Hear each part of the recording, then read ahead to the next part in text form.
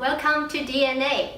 Today our special guest is Spencer Greenberg. He is a founder at Sparkwave and clearthinking.org. We have so much to talk about your startup today, Spencer. Thank you for having me. Entrepreneurship is always a mystery to me, and I admire entrepreneurs so much because they are the ones who are brave enough to pursue their dreams and really build something they really believe in, and they're not afraid to get the answer no. So Spencer, today I'm really looking forward to hear your story and hear more about what it's like to be an entrepreneur. Thank you. Let's start off with why you wanted to build your own company and what are they about? Well, for me, I'm inspired to do entrepreneurship because I think there are a lot of problems in the world that we can try to solve through starting companies. So the way that we think about that is we look for problems in the world that we think software could really help with, because software is our expertise, and then we try to build that software. So for example, my company Sparkwave, we're literally looking out at different problems and trying to design software solutions, and one of the solutions that we're looking at is depression. So we actually built a completely automated piece of software for people suffering from depression that you'll be able to download, and it will try to help you. We just ran a study on it, and we found that for the first 80 people that completed the program, they reduced their depression by about 50%. Wow, that's so interesting. Thank you. And I never thought a software could help depression. How do you guys do that? So it's based on this theory called cognitive behavioral therapy. As I mentioned, it's the most evidence-based treatment for depression and anxiety. The cognitive part is about the way you think about the world. And so when people are depressed, they have a certain way of thinking that can be harmful. So for example, a lot of times a depressed person will think, I'm not a good person, or I'm a loser, or people don't like me. And that affects the way they feel. Like that makes them, those thoughts actually make them feel bad, right? But then when they're feeling bad, they don't want to do things. So they might stay at home because they're feeling bad. And then they're sitting at home all night just watching TV. And they feel even worse. And then they have another thought like, oh, I really am a loser. I just sat and watched 4 hours of television. That makes them feel even worse. So it creates a spiral. So the cognitive part of cognitive behavioral therapy is about helping people learn to challenge their thinking to have more productive thoughts. So if the person has a thought, I'm a loser, teach them to notice that they just had that thought and say, wait, I'm not actually a loser. Like there's a lot of good things going on in my life. And what does that really mean to be a loser anyway? It's a silly thing you call people in high school. So then instead of feeling bad, they actually feel okay. So then they don't sit there and watch TV for 4 hours. Instead, they go out with their friends and they feel better. So that's an example. And there's also another part of cognitive behavioral therapy is the behavioral part. And so this is about getting people to engage in more positive and effective behaviors. For example, depressed people often will predict that they won't enjoy activities. Because they're feeling bad, when they think about doing the activity, they think, oh, I'm not going to enjoy it, or I'm going to be a downer to be around. So teaching them that actually they will tend to enjoy behaviors more than they think, so they should still do them anyway. So getting them to go out and do pleasurable things that they've stopped doing. So tell me why you thought of starting your own company rather than joining some other companies with such a mission. First of all, I don't know if there are other companies out there with a similar mission. Well, for me, I've always wanted to be an entrepreneur, and I think that one of the things that really draws me to it is that I'm really excited about trying to have the biggest impact in the world that I can. And I think that you can work at a company and you can have a lot of impact potentially, but I think the greatest potential for impact comes usually from starting something yourself. But that's the hardest part, starting your own company, right? It's really hard. Well, in my impression, tell me how you start off. Yeah, it is very hard, and you have to expect that you're going to fail many times, and you have to learn from each of those failures and get better. We're working on 11 products, but a bunch of those products will never be released because we're going to encounter issues, either the technological issues or the problems with they're not the right market. But I think when you're starting off, it really is about the idea initially. What are you going to work on? There's this challenge that it's relatively easy to copy another business, but then you're not really adding new value. You're just doing something someone else is doing. Try to get some money out of the market. Right, exactly. The way I think about it is not to stop at your first idea you come up with, but really try to generate a bunch of ideas so you can compare them to each other and try to eliminate them. That's what your company did. That's what we do, yeah. How big is your team? It's about 25 people. So the way our company works is divided up in teams. So each of the 11 products has a little team around it, usually a small team.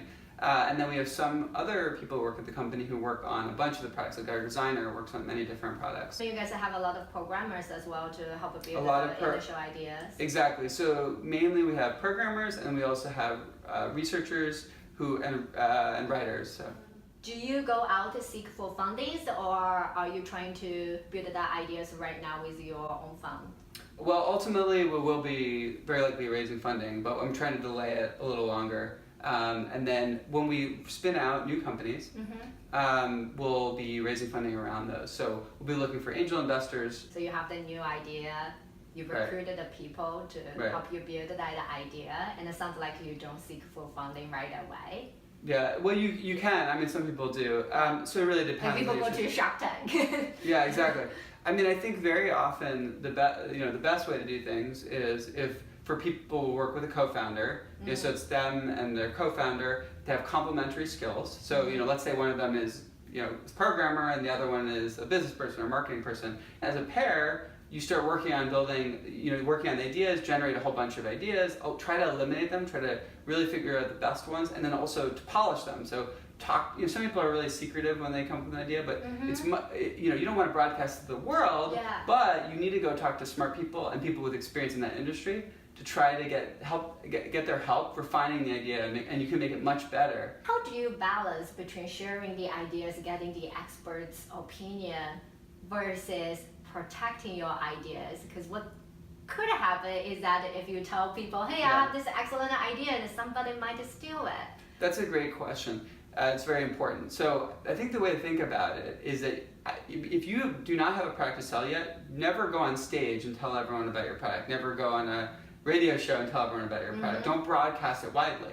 However, you should go talk to individuals who are either very smart and willing to give you help and feedback, or who have relevant expertise in that area. Now, you'd be surprised, people worry, oh, someone's going to steal my idea. You couldn't convince them to steal your idea if you wanted to. I mean, everyone has because the idea has to be good enough for other people also want to invest in. Well, I mean, if you think about it, everyone has their own thing going on. Everyone thinks their ideas are good. If you come up with some random idea, the chance that someone steals it is incredibly low. That being said, if your idea is an idea that Google could implement much more easily than you, don't go tell a bunch of Google employees. That doesn't make sense. So tell me about your day-to-day. What is an entrepreneur's day like? Well, so I think like many entrepreneurs, every day can look really different, where some days you're working on marketing, some days you're working on the product, some days you're working on recruiting. Because when you're an entrepreneur, you're the HR department, you're the public COO, relations. the CTO, Exactly. the CEO, a CFO. Exactly. But for me, the way my company is structured, my days are often spent trying to support the different teams. And so I meet with each team every week, and I say, and I try to figure out what they need, how I can help them, and also make sure that we're in alignment about what the next most important priority is, and how to move towards the vision. Because each product is based on a vision of what we want to add to the world, what kind of value we want to add, and just making sure that it's heading in that direction. What is required to be successful when you start up your company? Yes, so I think one thing that's extremely important is that if you look at a lot of successful companies, at some point they look like they were going to fail. But as an entrepreneur, you have to be the sort of person who's willing to continue fighting even when things look like they're going to fail. Continue going, not give up, and then you're going to encounter problem after problem after problem, many of which you're not going to know how to solve them at first, and you have to come up with creative solutions to try to get around them over and over again. And if you can't do that, then you're going to fail. I think it's very important an entrepreneur be able to quickly admit that they were wrong and change their mind, and pay very close attention to data and feedback. He's a rational thinker. Exactly. Move very fast. It comes back to decision making and how we have, it doesn't feel good to find out we're wrong, but it feels much worse to spend years doing something that's a bad idea. Well, being charismatic certainly helps, because you have to... Leading the team. Leading a team, you have to persuade investors to invest with you. You have to persuade employees to join your team instead of going and working somewhere else. You have to inspire other people so that they feel excited. You have to convince partners to partner with you. You have to convince customers to buy. Do you think it requires dedication to be successful? Or can you work part-time on your new ideas while still keeping your cash flow? That's a good question. I think that initially, the very beginning, when you're just exploring ideas, it's okay to work part-time. while you're figuring out what you really want to do. And you can talk to people and get feedback and figure out the flaws of your idea, talk to potential customers, you maybe even start building a simple prototype or something like that. But once you are convinced that like you've got an idea that's at least in the ballpark of the thing you really want to work on, you're going to be reducing your chance of success a lot if you do it part-time. Okay, I have some props for you. Perfect. So you are going to use those emojis to react to the statement. Okay. All right? Cool. Let's do it. I love how you just hug all of them. All right, cool. Changing the word or disrupt have become very cliche words for entrepreneurship. Because every single one just claim their startup will change the word. And now I think it's also AI. Every startup mentioned my technology is AI based. It's funny you mention that because I have my PhD in math and I specialized in machine learning and AI. So that's a topic that I think about a lot. No, but you're absolutely right. So many startups say they're doing AI, and there's a lot of hype around it. Absolutely. So I'm gonna give that a both of these. Because it's very valuable and very overhyped. Okay. Great. It depends on which company it is, I guess. Yeah. Although it's hard to become a millionaire, most entrepreneurs can use VC fund to support their adventure.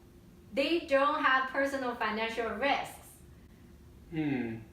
Well, I think How do you feel about that? I think I'm going to give that this. I think, well, okay, so first of all, venture capital, VC, they fund a very small percentage of all startups. Very, very small. Second of all, they usually only come in a little bit later because they want to write, multi-million dollar checks. So for really small companies, they don't really usually have that as an option. So in reality, it's usually initially, friends and family or early stage angel investors who are the ones that are initially funding people. And I think even when they do get funding, they often, these entrepreneurs do take on a lot of risk. Because first of all, instead of working at a job where they're getting paid, a lot of times they're starting with no pay at all. And so, and they're risking failure, which doesn't mean it's not the worst thing in the world. I mean, but no one likes failure. But it sucks to spend, a year or 2 or 3 working on something that you care about so passionately and fail. So entrepreneurship is living a few years of your life like most people want, so that you can spend the rest of your life like most of people can't. I mean, I'm not sure any of these emojis really fit my feelings about that. I don't think that that's the best reason to be an entrepreneur. I think one view is, well, I'm gonna work like crazy for the next 3 years to start this company, and then I'm gonna sell it for millions of dollars, and then I'm never gonna have to work again. It's not your number one goal. Well, I think occasionally that sometimes happens, but there's a lot of risk, and I think when you're doing that kind of thing, it makes more sense to do it because you really care about something, because you really want this thing to exist. You really want to create this change in the world. I think it's a better motivation. I read before, entrepreneur is like a box of chocolate. Like you never know what you will get, but do try if you have a dream, and don't be afraid to fail. It's always better to try rather than regretting in the future. It never happened, right? Well, thank you again, Spencer. Good luck with your startups. I'm really looking forward for Uplift's official release. Let's say this together. What it's like to be an entrepreneur. DNA, get.